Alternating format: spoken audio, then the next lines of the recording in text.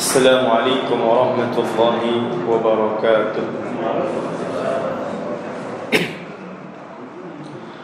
Alhamdulillahi rabbil alamin, wa bihi nasta'in ala umuri dunya waddin. Wassalatu wassalamu ala ashrafil anbiya wal mursalin wa ala alihi wa sahbihi ajma'in, amma ba'du. فإني أوصيكم ونفسي بتقوى الله فقد فاز المتقون ابتداء بكتاب الله العزيز كما قال تعالى يا أيها الذين آمنوا اتقوا الله حق تقاته ولا تموتن إلا وأنتم مسلمون. Saudara-saudara yang dirahmati Allah Subhanahu wa taala, alhamdulillah, segala puji adalah milik Allah yang telah menghidupkan kita setelah mematikannya, dalam pengertian membangunkan kembali kita dari tidur setelah kita pulas tertidur sebelumnya, dan pada akhirnya kita semua akan digiring menghadap Allah Subhanahu wa taala. Segala puji bagi Allah yang telah mengembalikan kepada kita ruh kita yang sebelumnya ditahan dalam keadaan tidur dan telah memberikan kita izin untuk bisa berzikir, mengingat kepadanya setelah kita lalai di waktu sebelumnya.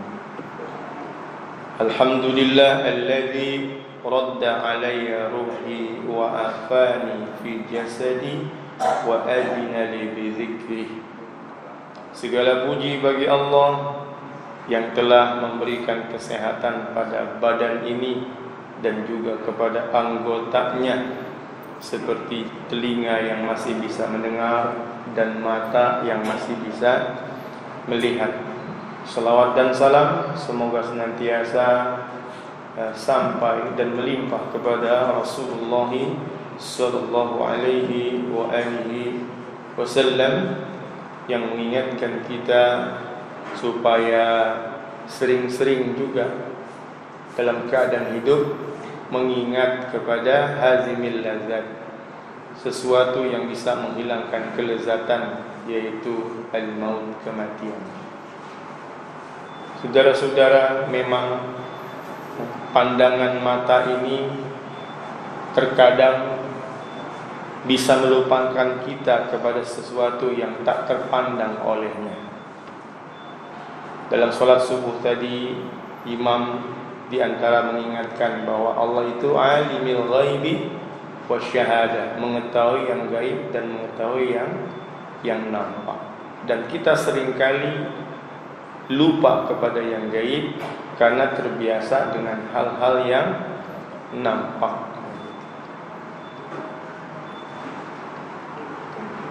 Oleh karena itu, di antara yang perlu kita ingatkan juga adalah kepada sesuatu yang gaib. Dan di antara yang gaib adalah malaikat-malaikatnya Allah Subhanahu wa ta'ala. Saya berusaha di pagi hari ini mencari munasabah, kesesuaian apa yang ditulis oleh para alim ulama di atas kertas dengan goresan kolam pena-pena mereka, dengan apa yang juga sedang digores oleh qadam, kaki-kaki manusia dalam menempuh jalan kehidupan mereka. Jadi kira-kira apa sekarang yang sedang ramai dalam pemberitaan yang sedang terjadi di tengah-tengah manusia, dengan qadam, kaki-kaki yang mereka itu melangkah. Tentang apa kira-kira? Tentang peperangan. Sebelumnya tentang perang Rusia dengan Ukraina, dan belum lama ini bicara tentang Israel dengan Palestina. Dan terus manusia memperkirakan perang-perang ini akan menyulut pada peperangan ketiga, perang dunia ketiga yang melibatkan banyak akan sekali bangsa-bangsa. Nah, saudara-saudara yang dirahmati Allah Subhanahu wa taala, sebenarnya kalau kita ini mengikuti perjalanan daripada generasi Islam di masa awal, tentu kita tidak akan asing mendengar kata-kata perang. Karena Nabi Muhammad sallallahu alaihi wasallam setelah beliau hijrah dan masih saja ternyata beliau itu dizolimi, maka beliau dapat izin untuk membela diri. Uzina lilladzina yuqataluna bi annahum zulimu. Telah diberi izin kepada mereka yang terus diperangi, ya, terus dianiaya, diperlakukan zalim. Untuk apa? Untuk melakukan pembelaan terhadap dirinya. Maka sejak itulah setiap tahun enggak lepas daripada peperangan. Dan di antara yang menguatkan mereka adalah adanya pertolongan Allah Subhanahu wa taala dari makhluk yang tak tampak dengan pandangan mata, yaitu malaikat. Oleh karena itu di pagi hari ini saya akan membaca sebuah tulisan dari sebuah kitab, ya, yang menceritakan tentang bagaimana pertolongan Allah Subhanahu wa taala kepada orang-orang Islam di generasi awal dengan diturunkannya para malaikat. Saudara-saudara yang dirahmati Allah Subhanahu wa taala, yang pertama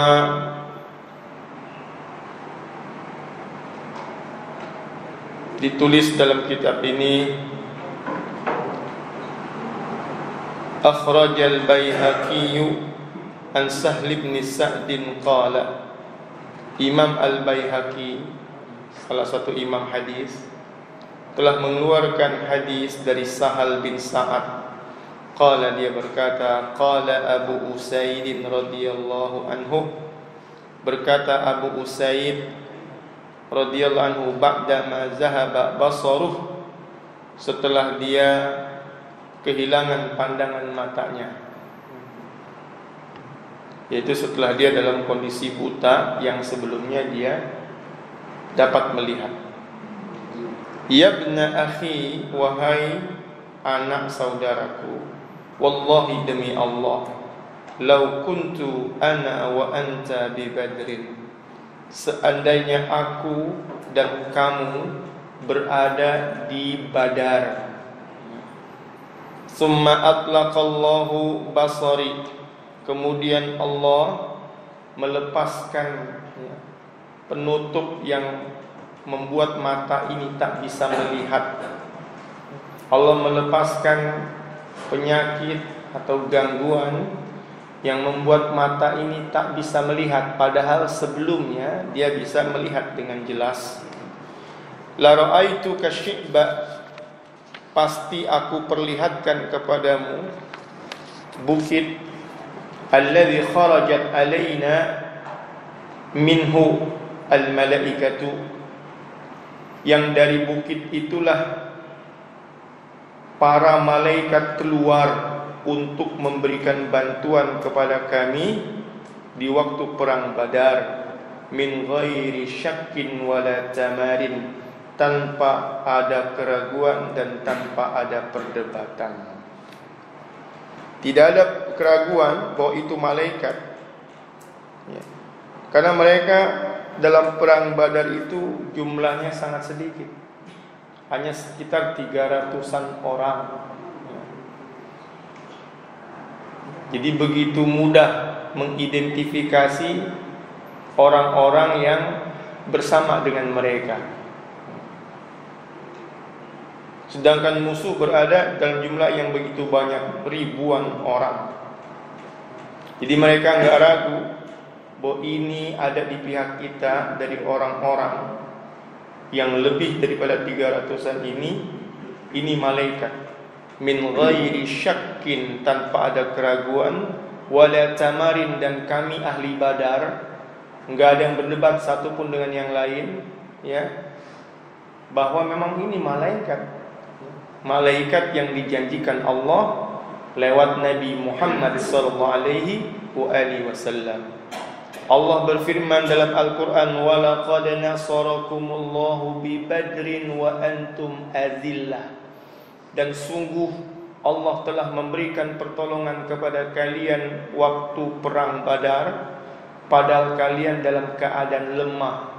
Fattaqullah, maka bertakwalah kalian kepada Allah, la'allakum tashkurun, supaya kalian bisa mengekspresikan tanda terima kasih kepada Allah Subhanahu wa taala karena telah mendapatkan bantuan dan pertolongan. Yaitu istaqulu lil mu'minin, ketika engkau hai Nabi Muhammad berkata kepada orang-orang beriman, alay yakfiyakum rabbukum, alay yakfiyakum ayyumiddakum rabbukum bisalasati alafim minal malaikati munzali, apakah tidak mencukupi bahwasanya Allah akan memberikan bantuan, kata Nabi, dengan menurunkan para malaikat berjumlah 3.000-an. Bisalasati alaf minal malaikah, Allah mengirim 3.000-an. Kalau mereka sadar mereka jumlah 300, musuh berjumlah 1.000, berarti musuh 3 kali lipat. Maka Nabi menenangkan hati mereka, Allah kirim bantuan juga 3 kali lipat. 3.000 3 kali lipat 1.000. Bahkan untuk lebih memberikan rasa nyaman kepada mereka, Nabi pun menjanjikan, dan janji itu dihikayatkan oleh Allah dalam Al-Quran, bahwa bukan hanya 3.000, bahkan bi 5,000 minal malaikati musawwimin, dengan diturunkannya 5.000 malaikat, ya, itu dengan memakai tanda musawwimin. Tanda apakah yang mereka pakai? Ya. Tanda yang mereka pakai, ya, dalam tafsir Al-Quran, musawwimin ini adalah para malaikat itu memakai imamah, ya, sorban yang dililitkan di kepala, ya, musawwimin, dililitkan di kepala. Ya, kalau kita ingat pahlawan nasional siapa tuh yang sorbannya dililitin? Imam Bonjol, Diponegoro. Maklum, ya, kondisi perang, kalau nggak dililitin ya terbang dia. Ya, berbeda dengan orang-orang Arab sekarang, kalau pakai sorban kayak perempuan pakai kerudung, kan begitu. Kerudung terus dikasih apa tuh yang lingkaran ini tuh. Ya, karena kondisi bukan dalam keadaan perang, ya. Kalau kalian perang, ya logisnya diikat begitu, ya. Diikat, nah, dililit gitu.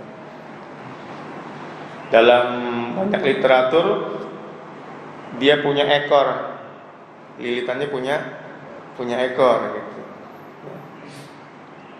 Punya ekor, tapi ekornya nggak begitu panjang kayak agama apa itu, Sikh atau Sing sih itu di India, Sikh, ya. Agama Sikh di kan panjang banget ya. Kalau mereka pakai sorban itu ekornya satu ini aja paling panjang, satu lengan ini paling panjang itu satu lengan.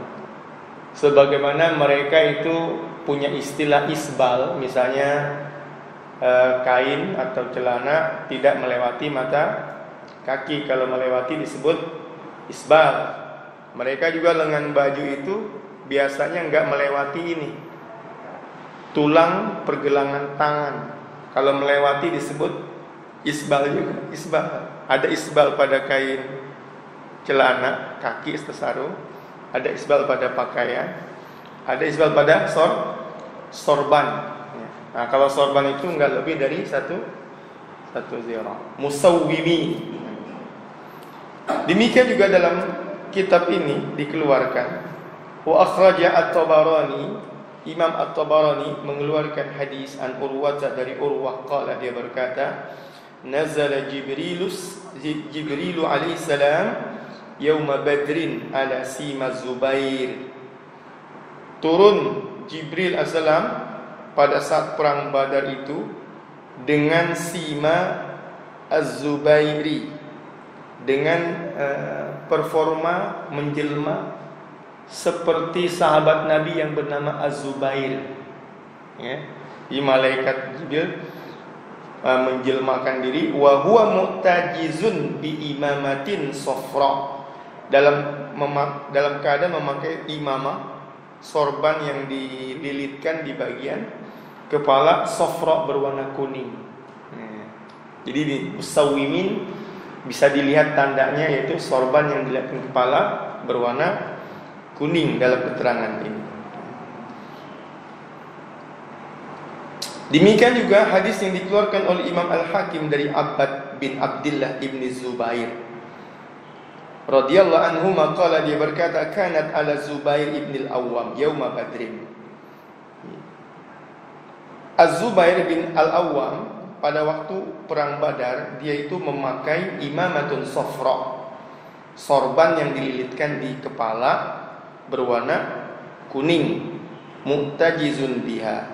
Fanazalatil malaikatu alaihim amaim sufrun, maka turunlah malaikat, ya, memberikan bantuan kepada mereka, juga menjelmakan diri dalam keadaan memakai sorban yang dililitkan di kepala berwarna kuning. Ya, jadi malaikat itu menjelmakan diri. Karena kadang-kadang kita memang manusia ini biasa terlihat dengan yang nampak-nampak, ya, lupa kepada yang gaib.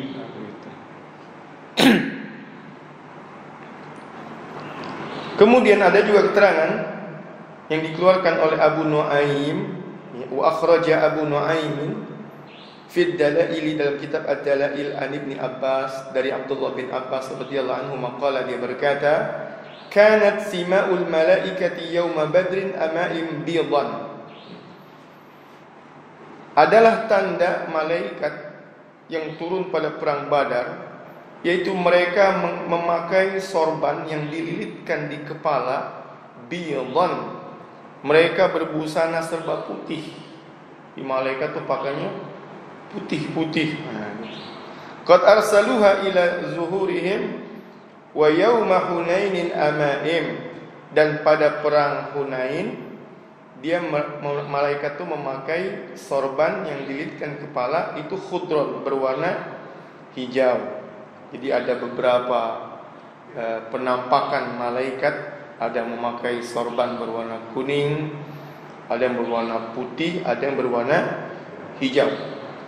Walam tuqatilil malaikatu yawman illa yawma badrin, tetapi malaikat itu tidak melakukan aksi kecuali di perang Badar. Wa inna ma kanu yukassiruna adadan wa madadan la yadribun. Jadi waktu malaikat pada pakai sorban hijau itu dilihat sahabat, ketika malaikat menjelma memakai sorban hijau yang dililitkan di kepala, itu dilihat oleh para sahabat pada perang Hunain.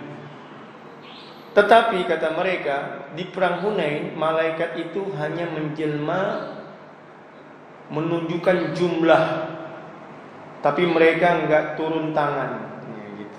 Enggak turun tangan, cuman memperlihatkan diri kepada orang-orang kafir bahwa orang-orang Islam itu banyak sekali memakai sorban berwarna hijau. Sedangkan pada perang Badar malaikat itu turun memang benar-benar campur tangan.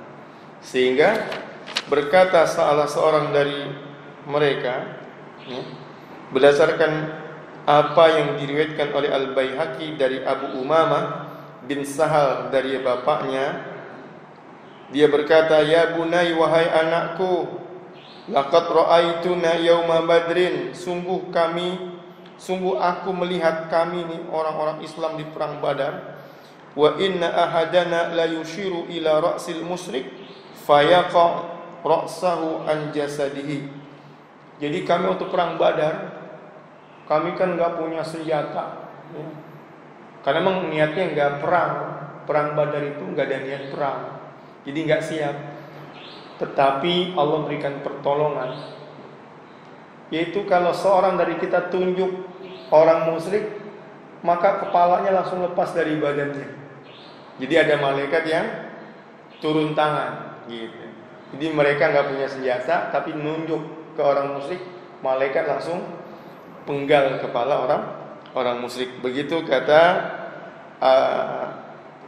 bapaknya dari siapa nih? Tadi Abu Umamah bin Sahal dari bapaknya. Jadi cerita bapak kepada anaknya. Jadi biasalah begitu ya.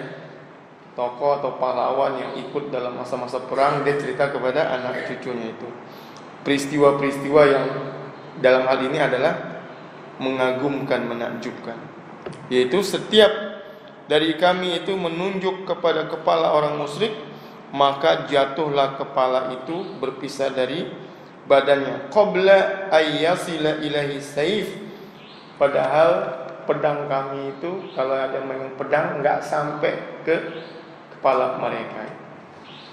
Namanya pertolongan Allah kepada para sahabat Nabi di waktu perang Badar. Saudara-saudara yang dirahmati Allah Subhanahu wa taala. Sebagaimana orang-orang beriman, orang Islam juga saling tolong-menolong satu dengan yang lain. Bahkan malaikat memberikan pertolongan kepada mereka. Demikian juga di pihak musuh, orang-orang kafir juga saling tolong-menolong, bantu-membantu. Maka Abu Rafi Maula Rasulullah sallallahu alaihi wasallam, mantan budaknya Rasulullah yang menjadi pelayannya Al-Abbas bin Abdul Muttalib, dia cerita, kuntu gulaman lil Abbas ibni Abdul Muttalib. Aku ini dulu pernah jadi pelayannya Abbas bin Abdul Muttalib. Abbas itu paman ya, paman Nabi Muhammad sallallahu alaihi wasallam. Karena beliau anak daripada Abdul Muttalib, sebagaimana ayah Nabi Muhammad yaitu Abdullah juga anak daripada Abdul Muttalib.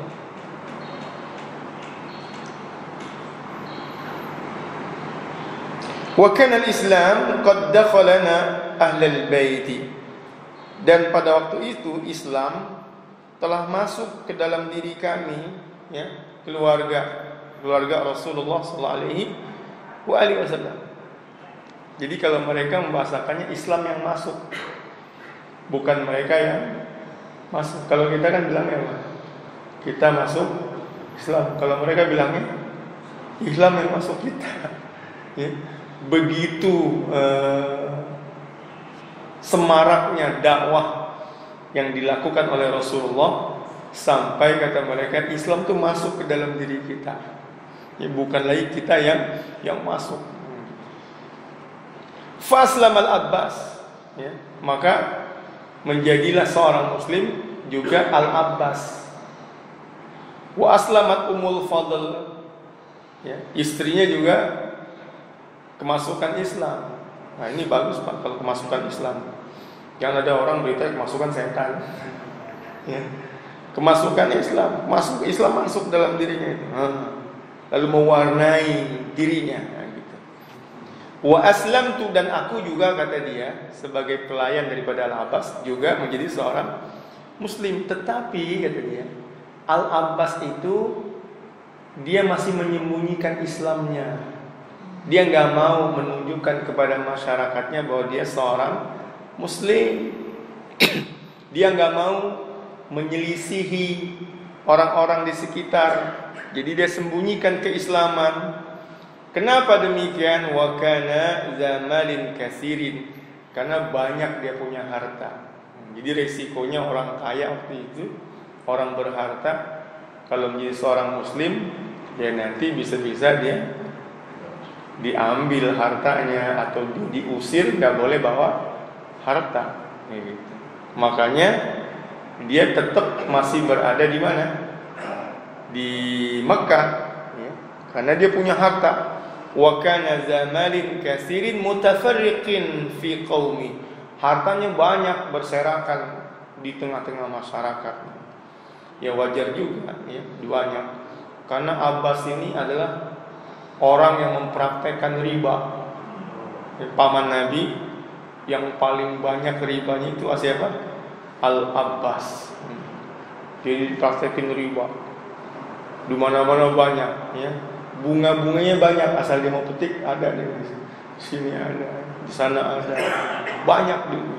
Wa kana zamalin katsirin. Sampai akhirnya nanti Allah turunkan ayat tentang haramnya riba dan bolehnya jual beli gitu. Baru dia berhenti, ya, karena Allah itu memberikan pernyataan yang sudah-sudah, yang wis rapopo nggak apa-apa, yang udah. Yukfar lahum ma qad salaf, diampunin, dimaafin dosa yang dahulu. Tetapi yang sekarang meskipun masih ada jangan diambil.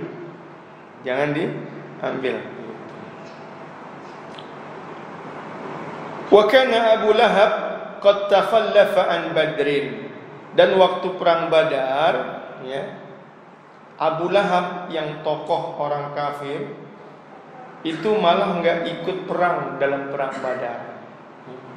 Jadi Al-Abbas yang udah Islam malah ikut, tetapi berada di kelompok kafir karena menyembunyikan Islamnya.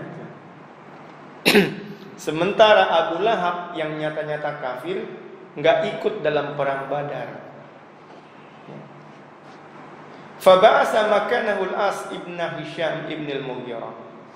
Lalu Abu Lahab dia mengutus orang lain yang bernama Al-As bin Hisham bin Al-Mughirah untuk menggantikan posisinya. Luar biasa. Ya, jadi Abu Lahab dia sadar nggak bisa ikut, tetapi dia serahkan wakil. Kamu wakilin saya, gantiin saya nggak bisa ikut. Wa kadzalika kanu sana'u, dan seperti itulah yang biasa mereka lakukan. Jadi orang kafir di zaman dahulu, kalau mereka nggak bisa badannya ikut, maka dia pakai badan orang lain. Dengan apa? Dengan mengeluarkan uang, dengan memberikan pembiayaan, ya, dengan memberikan bayaran. Kamu gantiin saya nggak bisa ikut. Wah, begitu. Sampai seperti itu orang-orang yang kafir di zaman itu, kalau mereka nggak ikut dalam peperangan, mereka akan bayar orang lain untuk menggantikan dirinya. Lam yatakhallaf minhum rajulun illa ba'asa makana rajulan. Jadi orang-orang kafir, mereka itu kalau ketinggalan nggak ikut perang, maka mereka akan kirim utusan menggantikan dirinya. Gitu. Ya sudah, saya nggak bisa badannya, ini aja nih. Kalau nggak bisa nufus, fulus, nah gitu. Nufus tuh jiwa, diri. Kalau nggak bisa pakai apa? Fulus. Nah, yang paling bahaya ini nufus nggak mau, fulusnya nggak mau juga. Yang mending, ya, fulus mau keluar ketika nufusnya tidak mau keluar, gitu. Jadi kalau bahasa bukan perangnya, ini yang siap ronda langsung, nah ini nufusnya nih. Yang kalau dibilang ntar ronda ntar malam, dia keluarin kopi, pisang goreng, terus dia tidur di rumah. Nah ini fulusnya nih. Yang nggak siap badannya, maka keluarin pisang gorengnya sama kopinya. Nah, itu bahasa pertahanan yang ringan untuk siskamling ronda di lingkungan. Tetapi dalam kondisi perang, mereka itu orang-orang kafir, ya kalau nufusnya nggak bisa, maka fulus akan keluar. Ayo gantiin saya, silakan. Nah termasuk Abu Lahab. Abu Lahab itu ketika perang Badar dia nggak ikut perang, dia gantikan orang untuk bisa berangkat perang. Falamma ja'ahul khabar an musabi ashabi badrin min Quraisy kabatahu Allah wa akhzah wa wajadna fi anfusina quwwatan wa izzan qala wa kuntu rajulan dhaifan.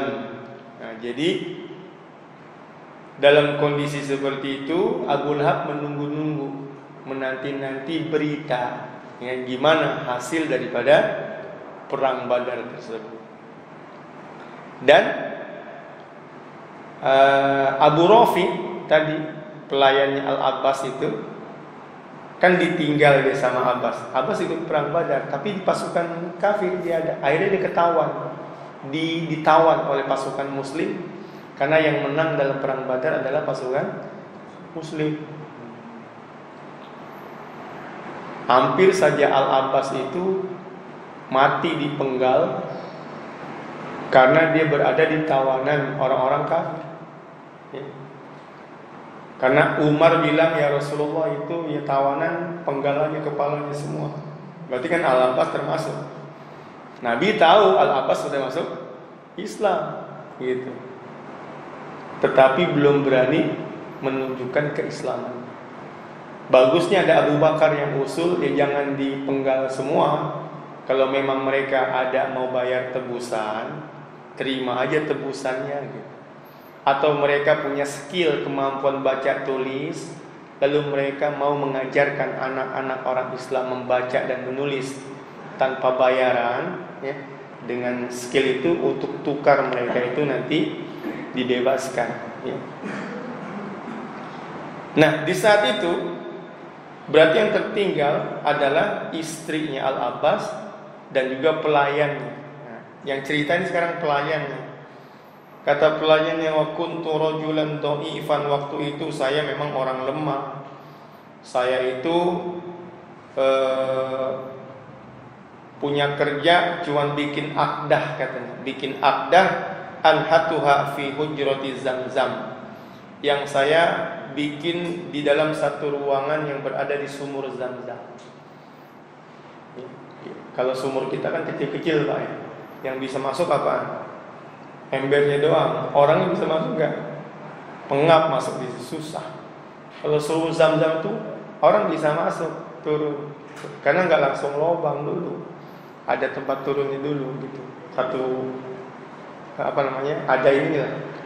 Bukan cuma mulut bibir doang, bibir sumur doang, tapi ada itunya, ada tempat-tempat duduk di situ. Maka dia bilang saya orang lemah karena saya cuma bisa membuat akdah. Akdah ada yang menerjemahkan itu kodah, yaitu wadah untuk makan. Jadi dia bikin dari kayu itu dia pahat, dia apain berbentuk wadah untuk makan. Atau dibaca kidah. Kidah itu berarti dia bikin ini anak panah juga dari kayu kan, ditajamkan sama dia. Kerjanya begitu. Dan dia bikin itu di satu ruangan di satu bagian sumur Zamzam. Fa wallahi demi Allah, inni la jalisun fiha anhatu aqtahi wa indi umul fadl jalisatun wa qad sarrana ma ja'ana minal khabar id aqbala Abu Lahab yajurru rijlahi. Ketika aku sedang duduk bikin itu akdah, terus istrinya Al-Abbas juga lagi asik duduk di situ ya. Biasa kan pelayannya lagi kerja gitu, diawasin gitu ya, atau dikontrol gitu. Dia dengar berita tentang kemenangan orang Islam di perang Badar gitu. Dengar. Tiba-tiba Abu Lahab datang masuk ke sumur Zamzam, duduk nyender di punggung saya katanya. Dia lagi duduk bikin, Abu Lahab datang duduk nyender di punggung daripada Abu Rafi. Ketika itu juga akhirnya datang ya Abu Sufyan. Abu Sufyan juga ini paman daripada Nabi Muhammad. Waktu itu belum masuk Islam, ya, masih kafir. Maka melihat kedatangan Abu Sufyan, Abu Lahab menyuruh dia untuk mendekat. Halumma ilayya, sini kemari dekat. Fa indaka la'amri al-khabar, ayo sampaikan beritanya. Kamu harus sampaikan berita itu. Demi umurku, la'amri, demi umurku, kamu harus segera sampaikan berita bagaimana hasil daripada perang Badar. Lalu Abu Sufyan pun, karena Abu Lahab duduk, Abu Sufyan ikut duduk menyampaikan berita. Tetapi orang-orang banyak itu dalam keadaan berdiri di belakang Abu Sufyan. Kemudian dia berkata, "Ya ibna akhi, akhbirni kaifa kana amrun nas." Ayo saudara, anak, ya ibna akhi, wahai anak saudaraku, ayo sampaikan berita bagaimana keadaan orang-orang gimana.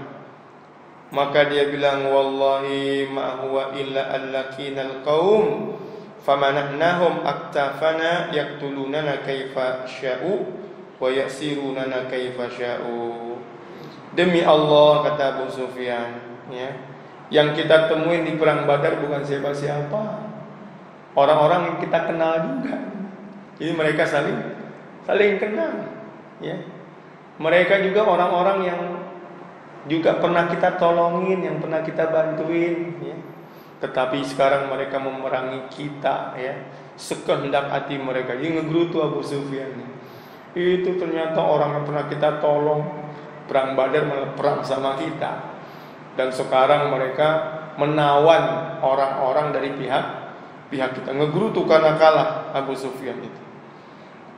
Wa ayyullah ma'azalika malumtun nas. Dan demi Allah, ya, kondisi seperti itu enggak membuat saya mencela orang-orang. Jadi Abu Sufyan, dia enggak mencela orang-orang yang berada di pihaknya. Kok bisa kalah kita nih? Kita nih 1000 loh. Mereka cuma 300, tapi saya nggak celak mereka. Kenapa? Karena kita ketemu dengan orang yang kita nggak kenal. Kan kenal nih, dari kalangan manusianya kenal, tapi ada manusia-manusia lain yang kita nggak kenal, kata Abu Sufyan. Itulah yang menyebabkan kita kalah, katanya. Apa itu? Lakina rijalan bidan. Kita ketemu nih laki-laki yang kita nggak kenal. Mereka tuh serba putih, ya. Jubahnya putih, sorbannya juga putih. Mereka naik kuda. Kudanya itu disebut khailin bulkin, berwarna hitam dan putih. Nah, kudanya ada warna hitamnya, ada warna putihnya. Nah, gitu. Saya nggak tahu nih apakah dimaksud zebra. Ini kan hitam putih itu zebra tuh. Atau ada warna, tekstur lain, gambar lain di kuda itu, tapi cuma 2 warna saja, hitam putih, ya. Bapak tahu kan? Ada nggak selain zebra hitam putih juga kuda? Ada, ya. Belang gitu. Kan biasanya coklat, putih kan gitu. Ini disebut di sini kuda bulkin itu, yaitu yang memiliki 2 warna, hitam dan putih. Bainas sama'i wal ardi, di antara langit dan bumi. Jadi mereka lihat itu pasukan malaikat itu turun naik kuda dari langit turun ke bumi. Yang itu yang mereka lihat dalam perang Badar. Nah, itu. Jadi malaikat yang sering kali kita tak sadar, ya, tak nampak melihat, sekali diperlihatkan waktu itu membuat takut daripada musuh-musuh Islam, karena melihat langsung malaikat itu turun, ya, dari langit ke bumi. Wallahi, demi Allah, ya, kata Abu Sufyan, kita enggak celah orang-orang kita kalah di perang ini, karena yang kita lihat nih emang ada orang-orang yang bukan orang-orang kita kenal. Ini bukan siapa, nggak tahu waktu itu, tapi dia nggak tahu siapa nih, nggak bisa jelasin, ya. Ma tuliku syai'an wa la yakumula syai'un. Itu yang naik kuda itu enggak berpegangan dengan sesuatu gitu. Juga itu dia tidak berdiri di atas sesuatu, tapi kok nggak jatuh gitu maksudnya. Bahasa kita apa tuh kira-kira? Terbang gitu. Ya, nggak pegangan tapi nggak berdiri di atas sesuatu tapi nggak jatuh. Mendengar berita itu, yang tadi menyembunyikan Islamnya, saking senengnya lupa bahwa dia menyembunyikan Islam. Ya, yang tadi disenderin punggungnya siapa? Sama Abu Lahab. Abu Rafi, dia langsung bangun, ngejengkang Abu Lahab. Lagi senderannya, dia bangun, langsung dibilang, itu mah malaikat katanya.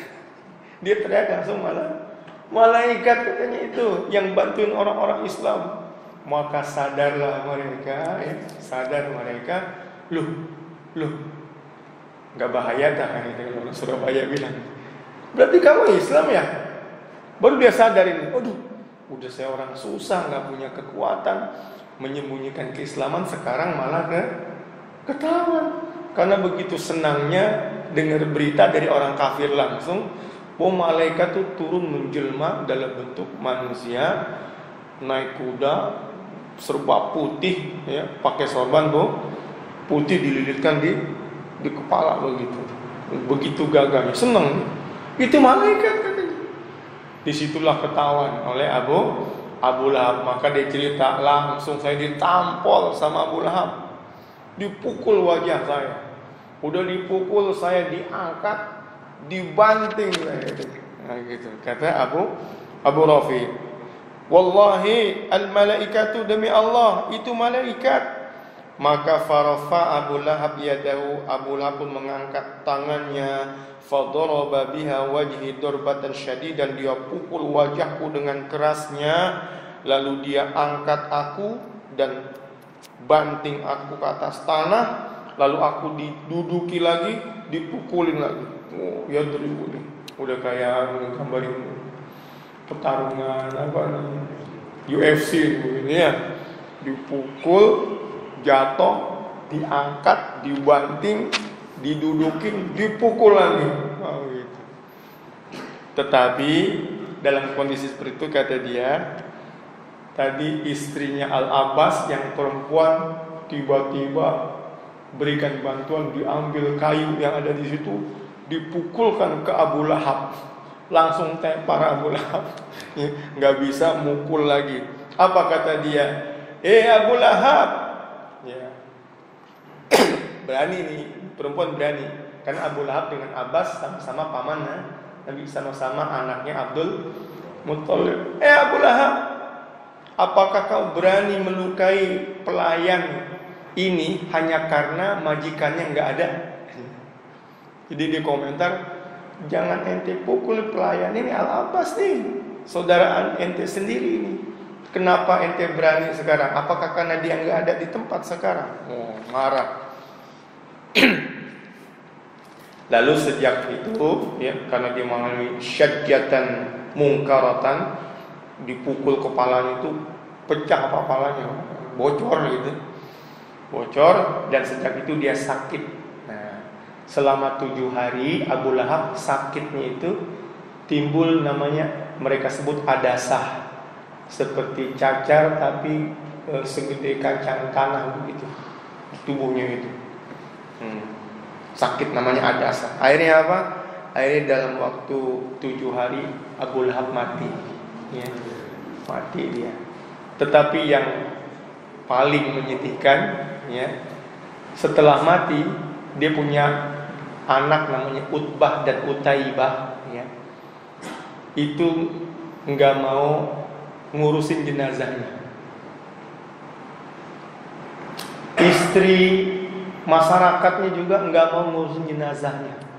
Sampai mereka itu teriak ke dua anaknya itu, Utbah dan Utaibah. Padahal dua anaknya ini mantan mantu Rasulullah, karena menjadi suami bagi 2 putri Rasulullah yang namanya Ummu Kulsum dengan Ruqayyah. Nabi punya anak dari Khadijah, itu ada namanya Ummu Kulsum dengan Ruqayyah. Itu sempat menjadi istri daripada 2 putranya Abu Lahab. Tapi Abu Lahab saking bencinya sama Nabi, dia bilang, Utaibah, itu ceraiin tuh istri-istri kamu tuh, anaknya Muhammad, saya nggak suka dengan Muhammad, nggak suka bapaknya, anaknya disuruh diceraiin. Tapi ternyata dua anak kebanggaannya ini ketika bapaknya meninggal nggak mau ngurusin jenazah. Parah ini. Sampai 3 hari nggak ada yang ngurus. Akhirnya baunya semakin merebak. Orang-orang takut, wah ini bisa menimbulkan virus nih, penyakit nih. Ayo urusin, Utbah urusin. Akhirnya dengan terpaksa ya keluarga mengurusi jenazah, tapi nggak mau deket-deket. Mandinya aja diseblok dari jauh, pakai air, disiram dari jauh gitu. Nggak mau deket-deket dengan pelan, dari jauh disiram. Kemudian dikuburkannya juga setelah digali itu untuk penguburan, itu nggak ada satupun yang mau nurunin mayat tuh ke dalam kubur. Gimana caranya? Didorong pakai kayu, disodok begitu sampai nyemplung ke dalam lubang, dan mereka nggak mau juga turun nguruk tanahnya itu, dari jauh dilempar pakai batu sampai batunya itu menimbun jenazah daripada Abu Lahab. Waliyadzubillah, summa na'udzubillah min zalik. Yang demikian itu terjadi kenapa? Karena mereka takut dari luka, ya, semacam bisul basrah yang segede kacang tanah itu ada virus yang bisa menyebar kepada mereka. Begitulah bagaimana salah seorang daripada musuh Allah Subhanahu wa taala, padahal 10 tahun sebelum dia mati itu Allah udah ingatin, tabbat yada abi lahabiu wa tab ma agna anhu maluhu wa ma kasab sayasla naran zata lahab wa imra'atuhu hammalatal hatab. Bukan cuma dia, istrinya juga sama. Istrinya itu adalah penghuni neraka. 10 tahun sebelum mati itu sudah Allah bilang dia bakal jadi penghuni neraka. Dan anehnya selama 10 tahun itu nggak kepikiran dalam dirinya, saya pura-pura masuk Islam ya. Kalau saya masuk Islam kan berarti batal tuh surat, berarti itu surat bohong, berarti Al-Quran nggak benar, berarti Muhammad bohong, berarti ya nanti banyak orang Islam yang murtad. Tapi herannya 10 tahun nggak pernah kepikiran mau pura-pura masuk Islam, padahal banyak orang-orang munafik, ya, mereka pura-pura masuk ke dalam Islam. Begitulah Allah dalam menepati janjinya. Kalau Allah bilang bahwa Abu Lahab itu neraka, maka bagaimanapun tidak akan ada yang bisa menyelamatkannya daripada api neraka. Saudara-saudara yang dirahmati Allah Subhanahu wa taala, jadi saya berusaha mengambil kesempatan dalam hal ini untuk menyambung apa yang digores dalam kolam para ulama dengan kodam kaki yang sedang digerakkan oleh manusia dalam menempuh jalan kehidupan mereka. Jadi kalaupun perang dunia ketiga itu pecah terjadi, paling enggak kita orang-orang Islam tuh yakin ya bahwa ada malaikat yang bisa saja diturunkan oleh Allah untuk memberikan bantuan dan pertolongan, sekalipun ya tetap dalam bantuan itu ada juga orang-orang yang mati tetapi dengan gelar syahid. Paling enggak matinya dengan senyum gitu, tenang tanpa ada rasa takut. Amin ya rabbal alamin. Saudara-saudari yang dirahmati Allah Subhanahu wa taala, demikian apa yang saya sampaikan di kesempatan pagi hari ini. Semoga menambah ketentraman di dalam hati dan menghilangkan rasa takut dengan adanya dugaan-dugaan perang dunia ketiga. Wallahu taala a'lam bishawab. Selanjutnya, jika ada yang ingin bertanya atau berdiskusi, kami persilakan.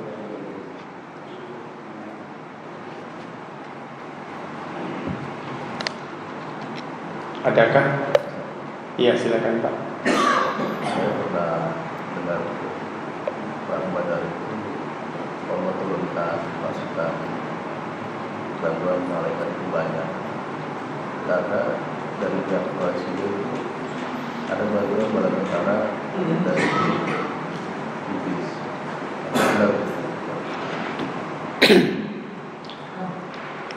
Saya belum baca itu.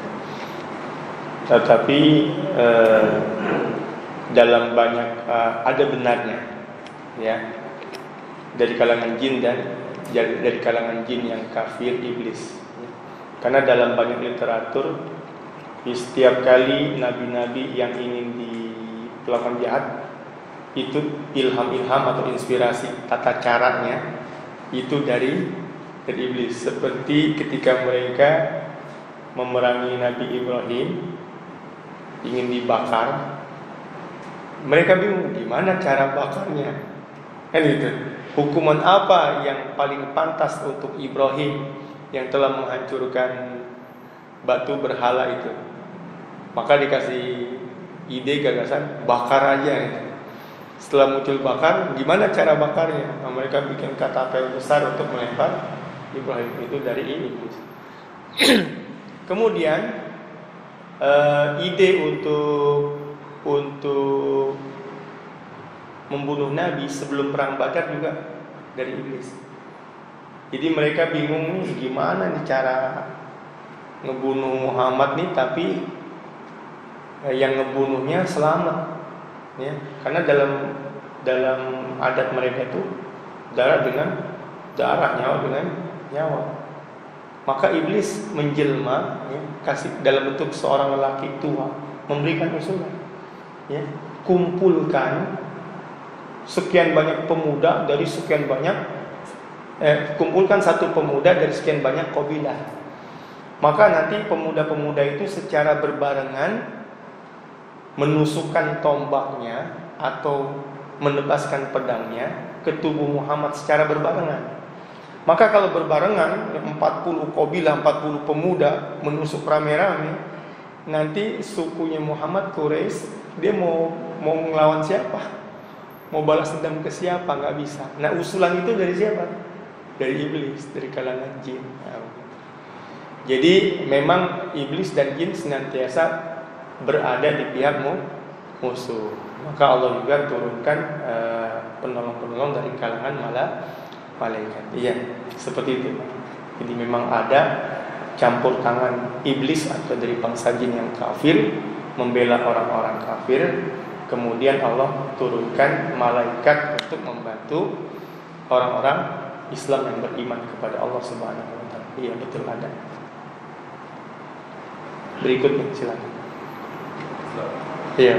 Kaitannya dengan yang itu waktu Exodus Nabi Musa itu ke daerah Palestina, Kanaan atau gimana ceritanya dulu? Oh iya. Jadi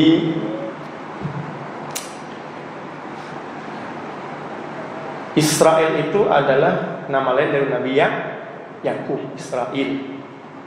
Dia punya keturunan 12, ya kan? Disebut Bani Israel. Di antara keturunan yang 12 itu adalah Yusuf, ya kan? Yusuf dan Bunyamin yang satu ibu, ya kan? Yang lainnya kan lain dengan Yusuf itu. Dan Yusuf sejak kecil dimusuhi oleh saudara-saudaranya, sampai satu proses kesuksesannya dia dijual sebagai budak di Mesir. Kemudian jadi bendaharawan Mesir, orang dekat raja, karena berhasil memberi solusi kepada bangsa Mesir. Akhirnya ketika Yusuf AS berkuasa di Mesir, Nabi Yusuf membawa masuk saudara-saudaranya itu dan ayah ibunya. Udkhulu Misra insyaallahu aminin, masuk ke Mesir sini aman, insyaallah aman gitu. Mereka masuk ke Mesir. Nah, ketika masuk ke Mesir, karena saudara ini si Yusuf, Nabi Yusuf ini jadi orang orang dekat raja dan dikasih kekuasaan oleh raja. Lama-lama nih Bani Israel ini mulai menyimpang karena hidupnya enak dan dapat kedudukan, sombong. Ya, sombong dengan bangsa Mesir. Dia yang datang ke Mesir, tapi tiba-tiba jadi lebih tinggi dari orang-orang Mesir dengan kesombongannya. Akhirnya, ya, kesombongannya itu membuat Bani Israel jatuh. Sehingga di zaman Nabi Musa didapati mereka malah jadi budaknya orang-orang Mesir, kan begitu. Jadi budaknya orang-orang Mesir. Dan di situ Allah ingin membebaskan mereka dari perbudakan. Yang sebenarnya perbudakan itu efek buruk dari kesombongan mereka sendiri ketika diuji oleh Allah dengan nikmat kekuasaan. Tetapi Allah dengan kasih sayangnya mengutus Nabi Musa dan Harun untuk membebaskan mereka, sekaligus menjadi Nabi dan Rasul untuk bangsa Mesir, ya. Nabi Musa dan Harun juga untuk melepas daripada Bani Israel dari perbudakan. Dan berhasillah Nabi Musa. Berhasil Nabi Musa. Kemudian Nabi Musa membebaskan mereka dari Mesir itu dengan memberikan janji akan dibawa ke tanah yang dijanjikan tadi, ya. Tetapi dalam perjalanan yang belum lagi mereka itu benar-benar belum lagi benar-benar sampai kepada tempat yang dijanjikan, ternyata sifat buruknya ini, ya, sifat buruknya itu lagi-lagi muncul, gitu. Sombongannya, ya, itu muncul. Ditambah adanya provokatornya, yaitu Samiri namanya. Samiri.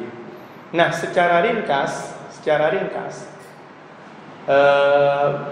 Al-Quran bercerita bahwa Nabi Musa mengingatkan mereka bahwa mereka itu diberikan nikmat oleh Allah dengan dijadikan dari mereka itu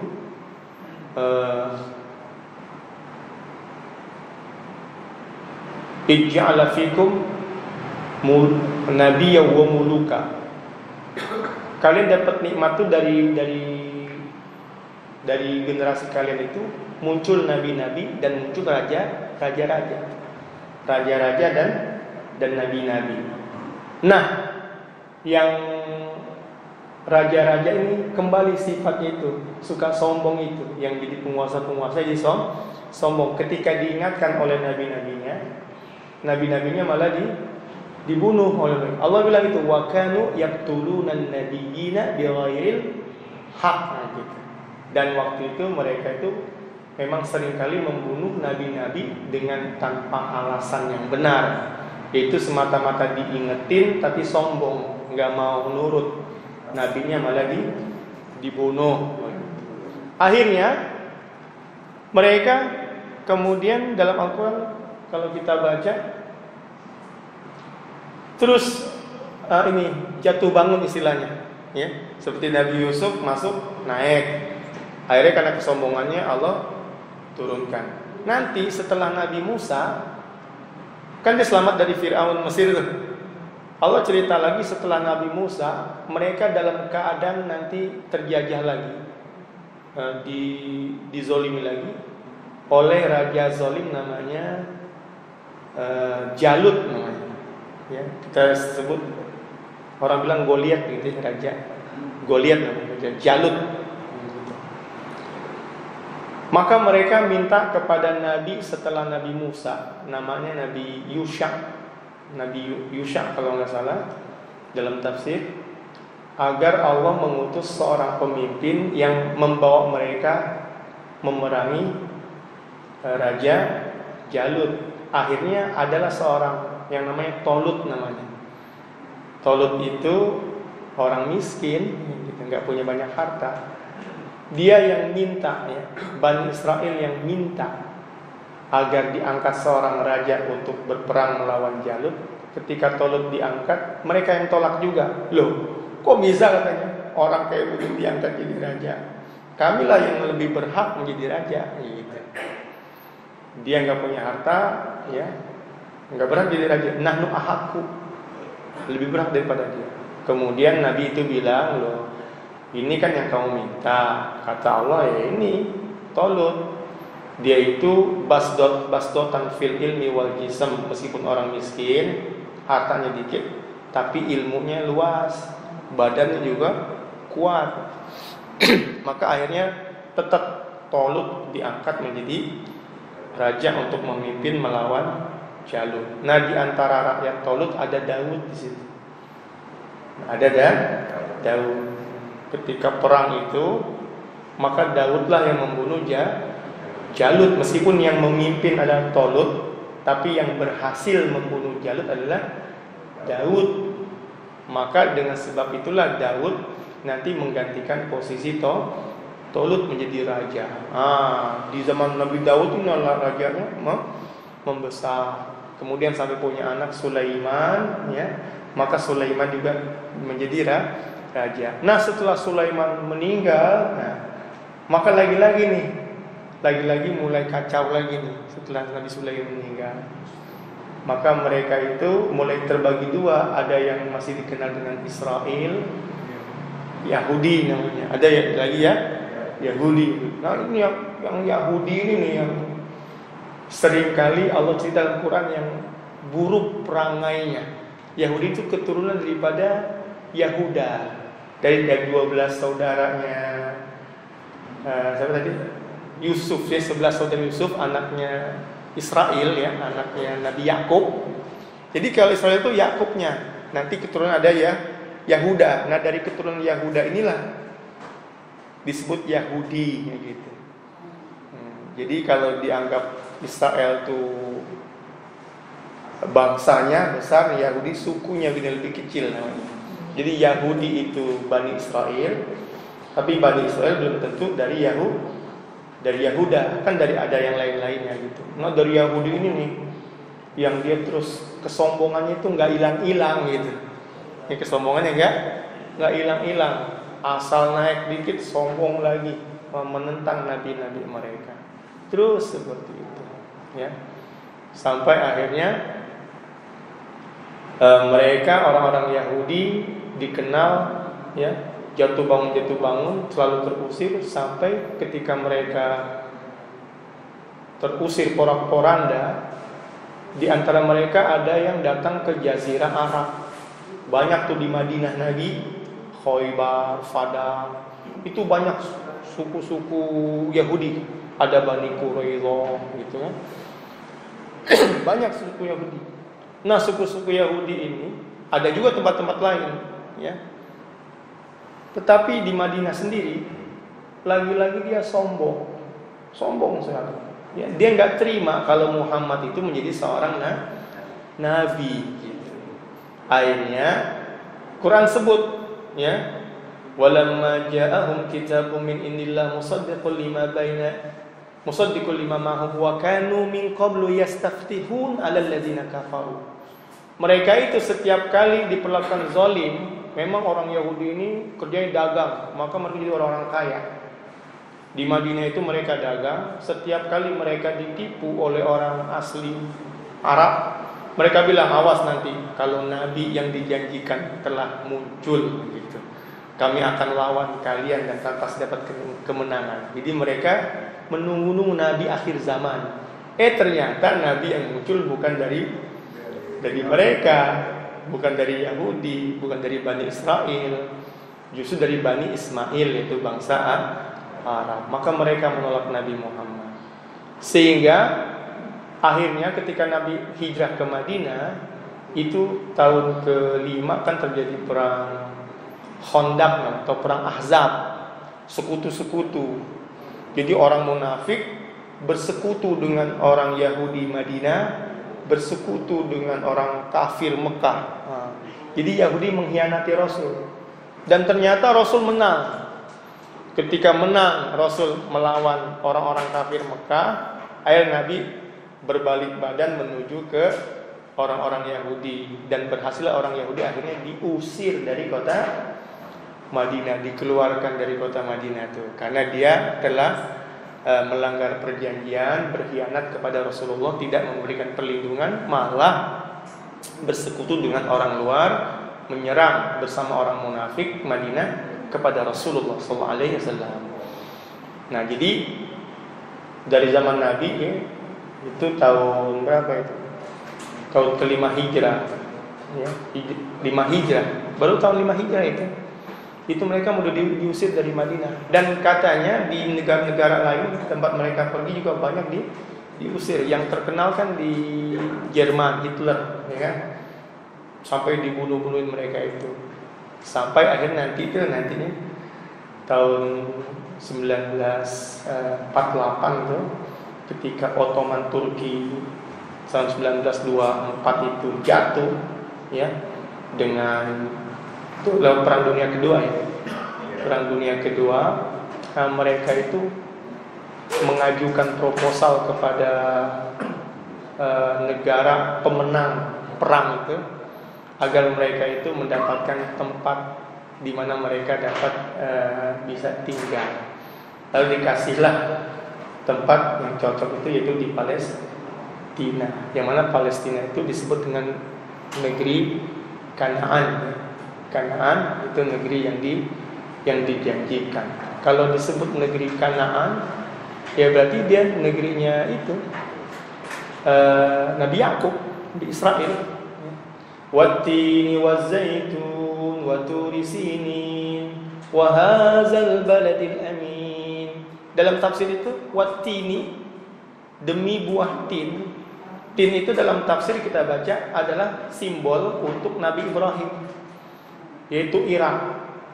Jadi ada Masjidu Dimaskok namanya, Masjid Damaskus, di mana Nabi Ibrahim beribadah kepada Allah di Irak. Masjid Damaskus. Tin. Ada yang bilang At-Tin itu adalah Masjidun Nuh, masjidnya Nabi Nuh yang ada di atas bukit Judi. Ada juga penafsir mengatakan dia Masjidu Ashabil Kahfi yang ada di Rokin. Wazaitun itu simbol untuk Nabi Isa. Zaitun itu Palestina, tempat kelahiran Nabi Isa. Nah, gitu.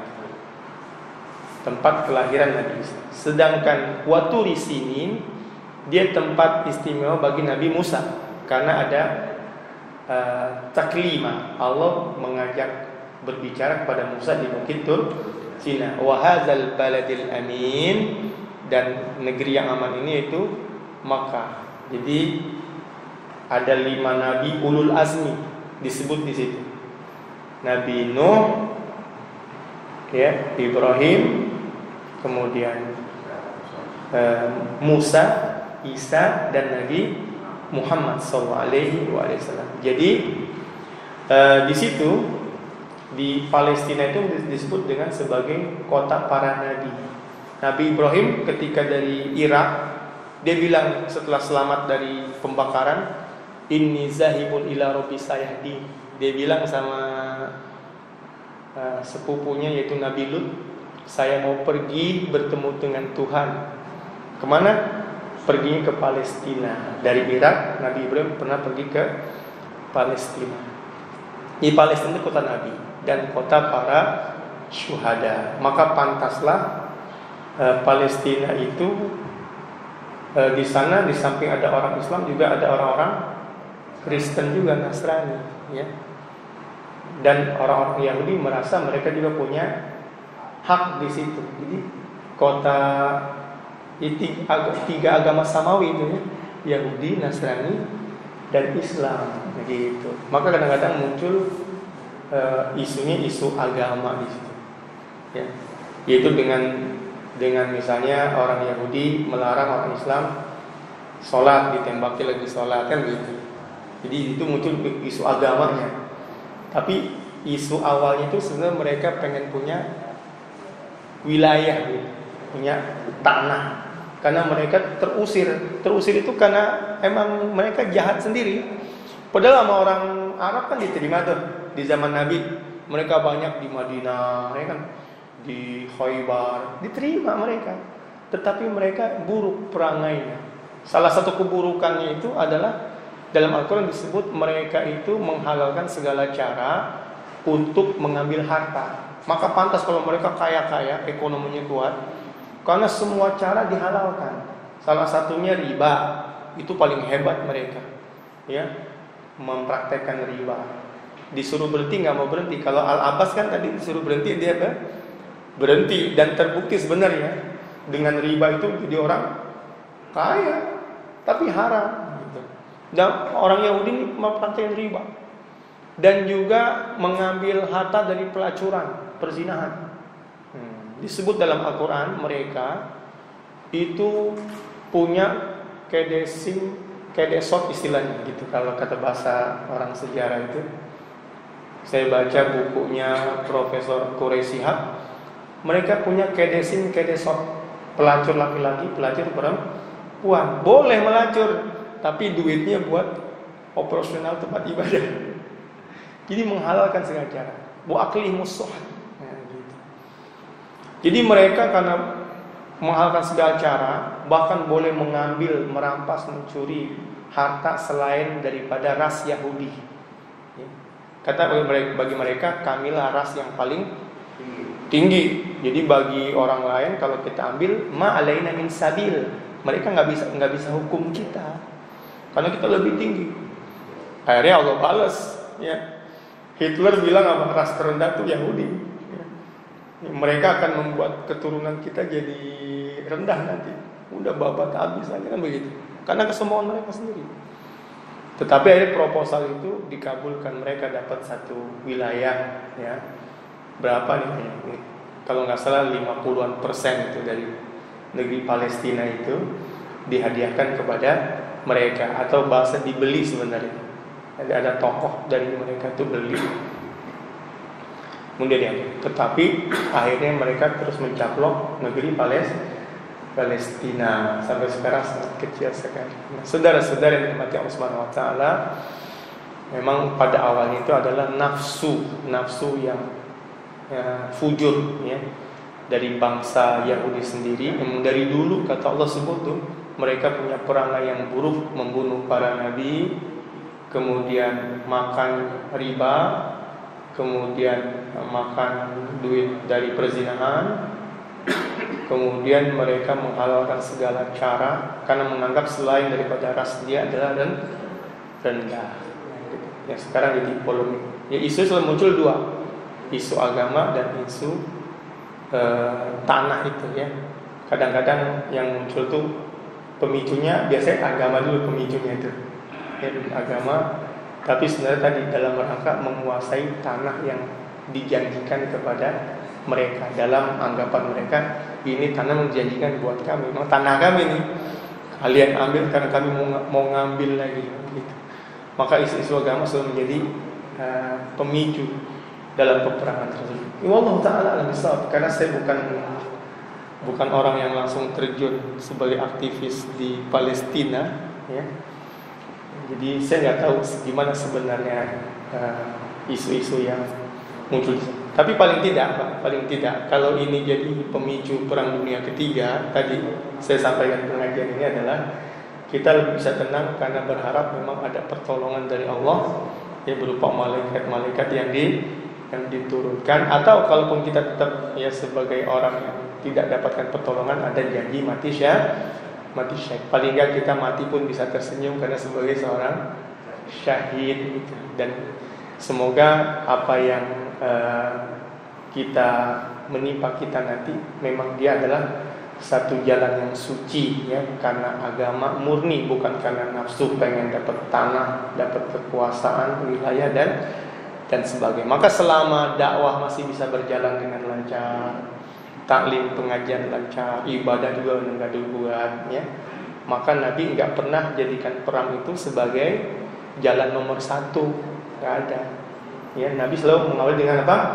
Dengan dakwah, ayo masuk Islam. Yang kedua, kalau enggak masuk Islam, yuk kita jaga keamanan kita bersama. Ente keluarin duit, ya, sebagai jizyah, kita beli senjata, kita siapin orang-orangnya untuk menjaga keamanan bersama. Baru terakhir, kalau nggak mau juga, baru jatuhnya ke perang. Gitu. Saudara-saudara yang dirahmati Allah Subhanahu Wa Taala, jadi kurang lebih itu yang saya ketahui dari lintas-lintasan bacaan Quran saya dan hadis-hadis Rasulullah tentang Israel. Bahkan sebagian orang Yahudi ada yang berkata lewat video yang lewat di sini, bedakan Yahudi dengan Zionis katanya. Ya, bedakan Yahudi dengan kami Yahudi nggak setuju dengan Zionis, ya, yang mereka terus mau mencaplok Palestina menjadi bagian daripada mereka. Ya, karena di Palestina ini juga selain orang Islam ada orang-orang Nasrani. Ya. Ya gitu, wallahu taala alam. Seperti apa yang sebenarnya di sana. Sudah siang ya. Saya rasa cukup ya. Cukup. Kita tutup dengan doa kafaratul majlis. Subhanakallahumma wa bihamdika asyhadu an la ilaha illa anta astaghfiruka wa atubu ilaik. Assalamualaikum warahmatullahi wabarakatuh.